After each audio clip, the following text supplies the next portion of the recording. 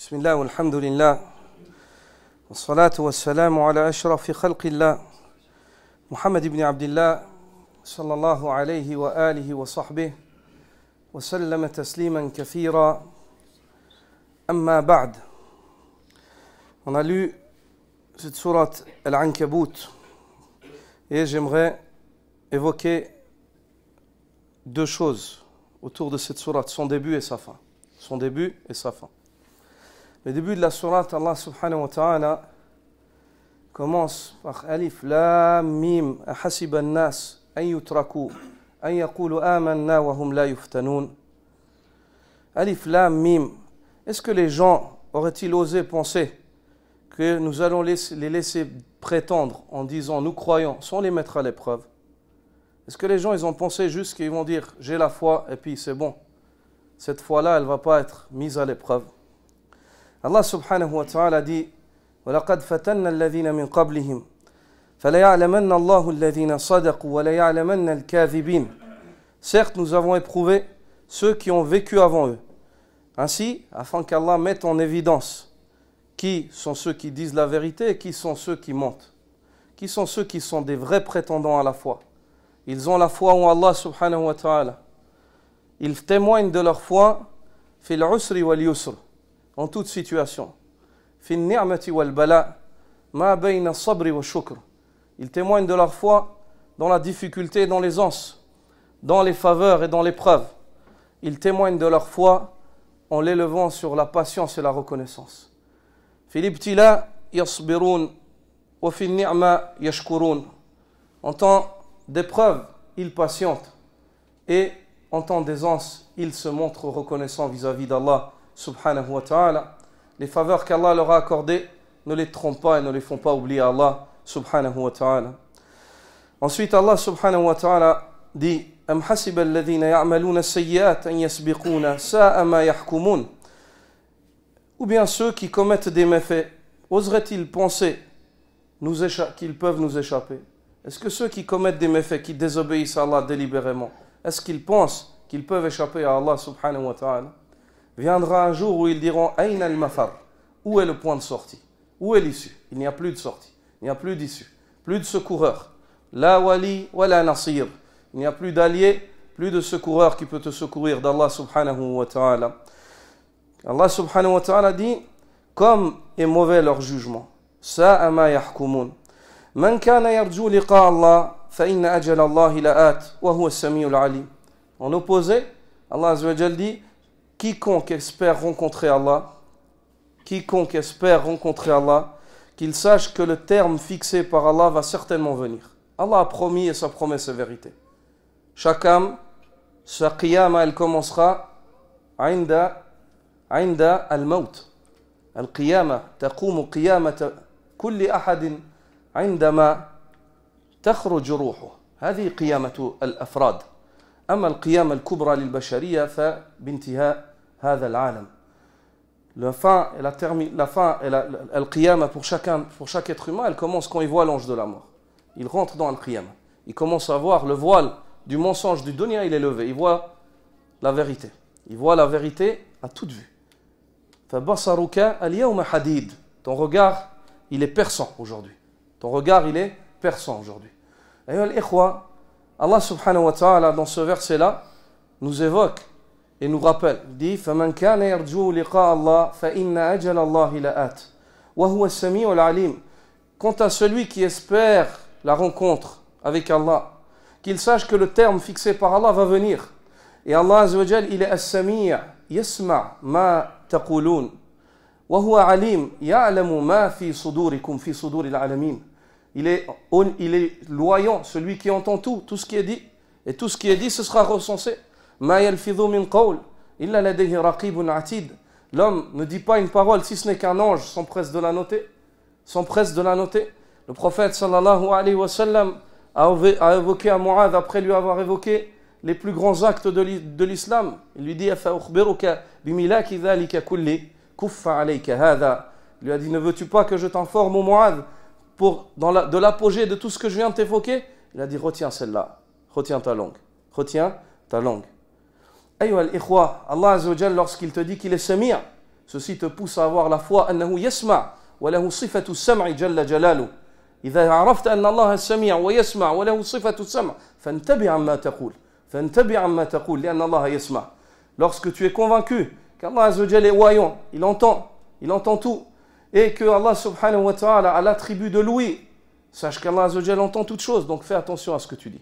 Fais attention à ce que tu dis. Et lorsque tu sais que Allah est alim, il est parfaitement informé, il sait toutes choses, fais attention à ce qu'il y a en toi. Je peux te cacher, tu peux me cacher ce qu'il y a en toi, mais nous ne pouvons pas cacher Allah subhanahu wa ta'ala. Allah Azza wa Jalla alim.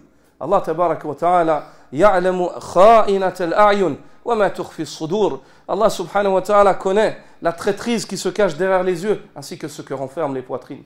Ainsi que ce que renferment les poitrines. فَمَنْ كَانَ يَرْجُو لِقَاءَ اللَّهِ فَإِنَّ أَجَلَ اللَّهِ لَآتٍ وَهُوَ السَّمِيعُ الْعَلِيمُ. Celui qui espère rencontrer Allah, qu'il sache que le terme fixé par Allah va venir, ou bien avec la mort, ou bien avec la fin du dunya. Ou bien avec la mort, ou bien avec la fin du dunya pour tout le monde. Et qu'il sache qu'Allah subhanahu wa ta'ala est sami' et il est alim, qu'Allah subhanahu wa ta'ala entend tout, et qu'Allah subhanahu wa ta'ala sait tout. Donc à ce moment-là, la personne qui espère rencontrer Allah, comment est-ce qu'elle se prépare? Comment est-ce qu'elle se prépare? Elle se prépare par ce qu'Allah Azza wa Jalla attend de lui. Et ce qu'Allah attend de toi, c'est que tu l'adores. Bishukri 'inda ni'ma wa bis-sabri 'inda al-balwa. C'est le fait que tu patientes, tu témoignes de ta foi en Allah Azza wa Jalla, en le remerciant quand il te donne des faveurs, en ne te laissant pas tromper par ses faveurs, en oubliant Allah Azza wa Jalla. Par ton commerce, tu n'oublies pas Allah. Par tes enfants, n'oublie pas Allah. Par ce qu'Allah Azza wa Jalla t'a accordé, n'oublie pas Allah. Allah t'a accordé cela pour que tu te rappelles de lui, pas pour que tu l'oublies. Ne l'oublie pas par les faveurs qu'il t'a données. Ceci est une grande injustice. Et aussi, tu témoignes de ta foi par ta patience lorsqu'Allah t'éprouve, car tu sais que c'est Allah qui décide et ce n'est pas toi. C'est Allah qui décide et ce n'est pas toi. Et tu es convaincu qu'Allah subhanahu wa ta'ala veut ton bien pour toi. Qu'Allah subhanahu wa ta'ala veut ton bien pour toi. Et que les épreuves sont un tamhirs, sont une épuration, une purification pour le croyant. Allah Azza wa Jalla purifie le croyant par les épreuves. Dans ce dunya, comme le dit le prophète sallallahu alayhi wa sallam, le croyant n'est pas touché par une épreuve dans ce bas monde. Au point même où l'épine qui se plante, l'épine par laquelle il est planté, si ce n'est qu'Allah subhanahu wa ta'ala lui expie ses péchés. Si ce n'est qu'Allah subhanahu wa ta'ala lui expie ses péchés. Puis Allah subhanahu wa ta'ala dit وَمَنْ جَاهَدَ فَإِنَّمَا يُجَاهِدُ لِنَفْسِهِ إِنَّ اللَّهَ لَغَنِيٌّ عَنِ الْعَالَمِينَ. Quant à celui qui fait des efforts, il les fait pour lui. Allah subhanahu wa ta'ala, on ne parle pas pendant le dars. لا يتحدث أثناء الدرس. إخواني ما في حديث أثناء الدرس. On ne parle pas pendant un dars. Et on enseigne aux enfants qu'on ne parle pas pendant un dars. Ça c'est le adab de la Ummah islamiyya. Et l'imam Malik, rahmatullahi alayh, juste quand les gens, ils parlaient du hadith du prophète sallallahu alayhi wa sallam debout, il leur faisait signe, assieds-toi. Et les salafs anciennement, quand ils mentionnaient le hadith du prophète sallallahu alayhi wa sallam, ou bien la parole d'Allah, juste quand les étudiants ils jouaient avec les crayons, avec les plumes qu'ils avaient, juste quand ils les bougeaient comme ça, ils arrêtaient, ils fermaient les livres, ils partaient. Ils les laissaient tout seuls. Pourquoi? تعظيما لهذا الدين تعظيما لهذا العلم تعظيما لهذه الشريعة ومن يعظم شعائر الله فإنها من تقوى القلوب. Afin de vénérer cette religion, cette science, ces versets, ces hadiths. Et celui qui vénère les préceptes divins, ceci est un témoignage de la piété de son cœur. C'est un témoignage qu'il craint Allah subhanahu wa ta'ala. إذن في هذه الآية الله سبحانه وتعالى يقول ومن جاهد فإنما يجاهد لنفسه وإن الله لغني عن العالمين. Quant à celui qui fait des efforts, il les fait pour lui-même. Allah il est distant, il n'a pas besoin des efforts des gens. Allah il n'a pas besoin de votre salat. Allah il n'a pas besoin de votre jeûne. Allah subhanahu wa ta'ala n'a pas besoin de votre sadaqa. Ceci c'est pour vous que vous le faites. C'est pour vous qu'Allah vous a demandé de faire cela. Pour vous. Si tous les êtres humains obéissent tous à Allah, ceci n'augmente pas au mulk d'Allah Azza wa Jal comme une goutte d'eau que tu rajoutes dans la mer. Si tous les fils d'Adam désobéissent tous à Allah, les djinns et les hommes, ceci ne réduit en rien à la souveraineté d'Allah. Il ne nuise en rien à Allah Azza wa Jal. Et ça ne diminue en rien à son mulk. Pas plus qu'une aiguille qui serait introduite dans la mer et qu'on la ressort. Qu'est-ce qu'elle ôte de la mer? Allah subhanahu wa ta'ala ghani غني عن العالمين. Puis Allah subhanahu wa ta'ala dit والذين آمنوا وعملوا الصالحات لنكفرن عنهم سيئاتهم ولنجزينهم أحسن الذي كانوا يعملون.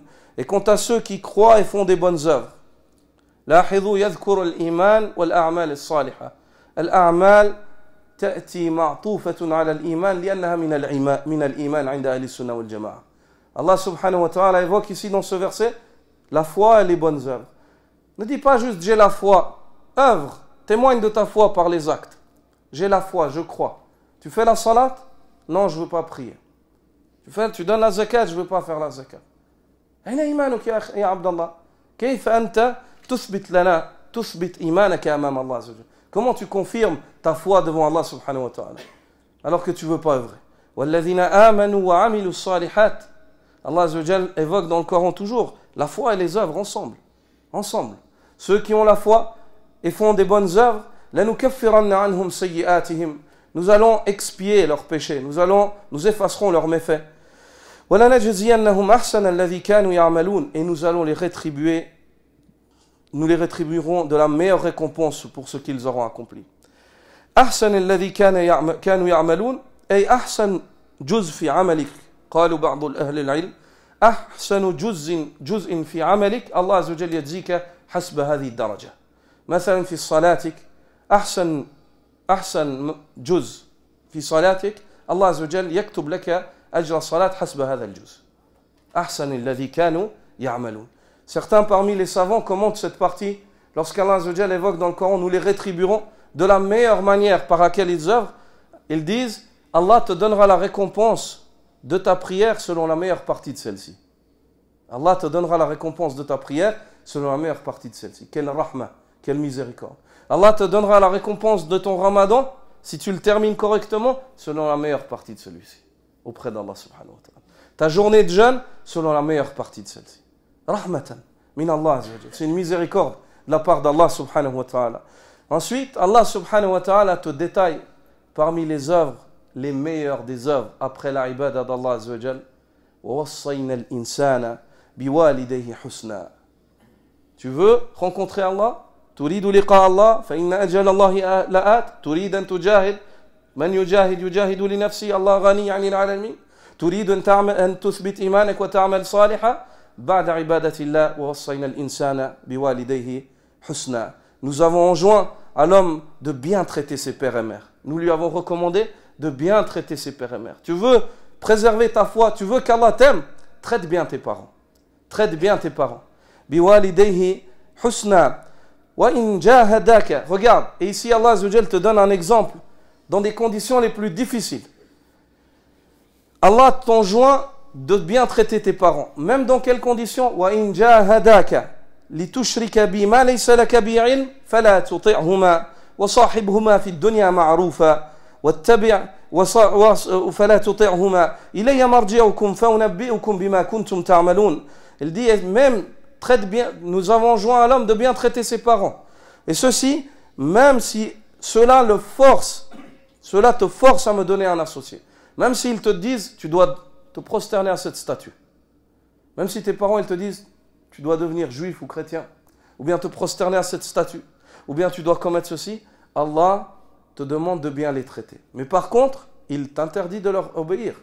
Tu ne peux pas obéir à une créature si cela implique de désobéir à Allah. Regardez l'équilibre de l'islam. Al-adl, al-mizan, al-wasitiyya, fi shari'ati al-islamiyya. Le juste milieu, l'équilibre dans cette législation. Allah Azza wa Jal, وَصَّيْنَا الْإِنسَانَ بِوَالِدَيْهِ حُسْنًا. Nous avons enjoint à l'homme de bien traiter ses pères et mères. وَإِنْ جَاهَدَاكَ لِتُشْرِكَ بِمَا لَيْسَ لَكَ بِهِ عِلْمٌ فَلَا تُطِعْهُمَا. Et par contre, s'ils te contraignent, ils veulent que tu me donnes des associés, alors que tu n'as aucune preuve pour cela, ne leur obéis pas. فَلَا تُطِعْهُمَا. وفي سورة لقمان سنقرأها وصاحبهما في الدنيا معروفة. Ne leur obéis pas et accompagne-les dans le dunya de la meilleure manière. Subhanallah, l'adl.